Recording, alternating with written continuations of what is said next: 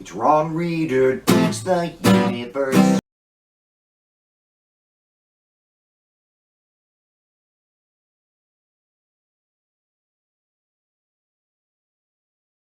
I'm Ron Reader, and this is Ron Reader Digs the Universe, and tonight, the end of Palestine. At the end of the 1967 Arab-Israeli War, Israel found itself in control of the final two areas within its desired borders containing large concentrations of Palestinians, Gaza and the West Bank. Israel then set up massive security regimes surrounding and sometimes infiltrating these occupied territories. The PLO was in charge there after all, and they were a terrorist organization, and the Arab wars would continue. Of course, Israel needed to secure these areas. All of that changed, however, as the decades went by. President Carter brokered a peace deal with Egypt in the late 70s, which effectively put an end to the ongoing Arab-Israeli wars, and even the PLO eventually mellowed, becoming much more of a governing and diplomatic organization by the 90s. I mean, there was Hamas, but my understanding is that Netanyahu essentially allowed them to exist in order to leverage his bargaining position with their rival, the PLO. In short, Israel won everything. Their long-term security became more or less assured, especially with ongoing shit tons of U.S. military support. But Israel still possessed the occupied territories and had absolutely no idea what to do with them. Various solutions have been offered over the years, integrating the Palestinians into the general Israeli population, or doing it with two states, a Palestine and an Israel.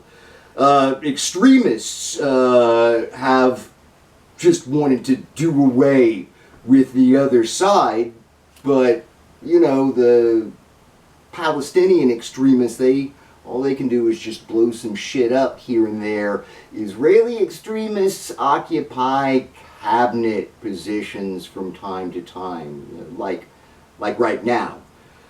At any rate, the first two options haven't worked because, one state or two state or some sort of combination. They haven't worked because the devil is in the details, and eradication won't work simply because it would outrage the entire world. So there has been no action for decades. The Palestinians have just been stuck in open-air prisons. And it went on like this until the Hamas attack in October of 2023, and that's when all hell broke loose to the entire situation.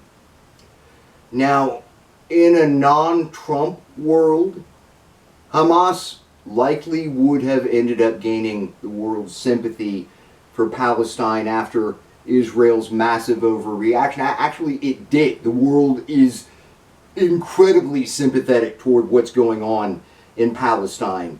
And this, in turn, would have likely gained them some concessions. Biden and Harris, they could have been pressured.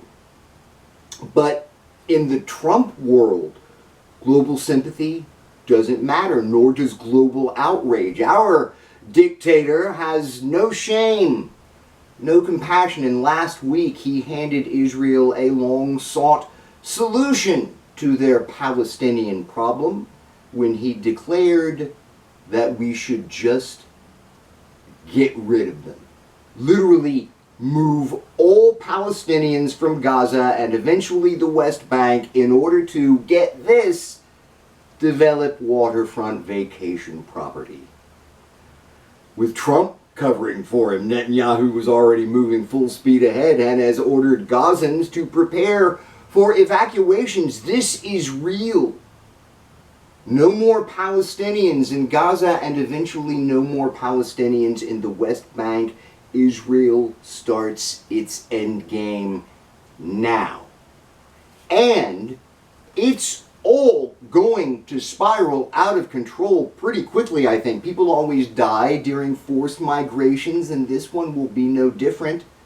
The death toll from Israel's so-called war on Hamas will continue to rise. Palestine as a nation will suffer even further humiliation. And let me tell you, we are not immune to this bullshit either. Terrorism will increase both there and here. Carefully crafted alliances in the region, which have been nurtured for decades, will be lost. The entire world will hate us.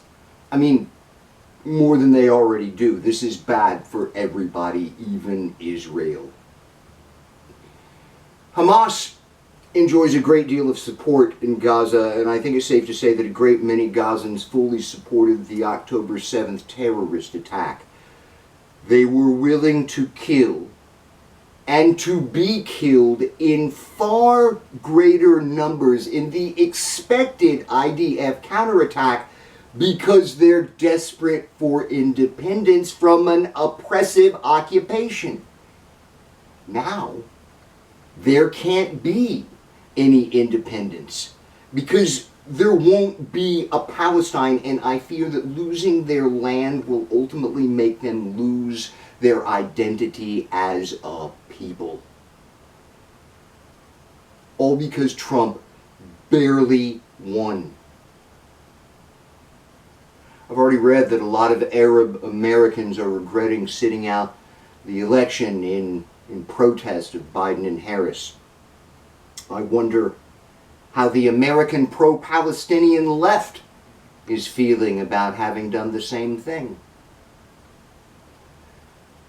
I'm Ron Reeder, and this has been Ron Reeder Digs the Universe. Join me, Ron Reeder, again next week for another episode of Ron Reeder Digs the Universe.